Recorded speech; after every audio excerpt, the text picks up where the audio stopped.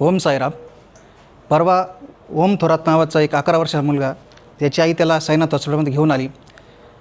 त्याला परवा संध्याकाळी संडास कडक होते म्हणून त्याने पेन टाकून ती काढण्याचा प्रयत्न केला, परंतु ते घरचं कुणी नसल्यामुळे तो पेन आतमध्ये गेला, गुदद्वारामध्ये गेला व अटकला. त्याची कल्पना त्याने दुसऱ्या दिवशी आईला दिली. आईला लक्षात आलं की काहीतरी अटकलं आहे, पेन अटकला आहे. त्याचं पोटही दुखायला लागलं होतं आणि त्याला घाबरट पण झाला होता तो. तर इथं साईनाथ हॉस्पिटलला घेऊन आल्यानंतर त्याचा एक्सरे करण्यात आला, CT स्कॅन करण्यात आला व त्यात आपल्याला एक बॉल पेन दिसला. त्याची कॅप त्यात आपल्याला दिसत होती.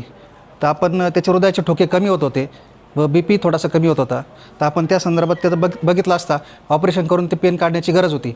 त्या हिशोबाने आपण doctor Ram Naik sir, senior surgeon Sainath hospital यांनी तातडीने ऑपरेशन करण्याचा निर्णय घेतला व आपण लॅप्रोस्कोपीद्वारे त्याचं पेन एक्झॅक्ट लोकेशन कुठे आहे ते बघितलं.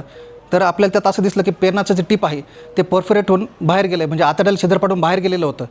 तर मग आपण ते लॅप्रोस्कोपीद्वारे सरांनी ते पेनाचं टिप आतमध्ये लोटून गुदद्वाराद्वारे तो पेन बाहेर काढला व अशा प्रकारे तो आता पेशंट स्टेबल आहे.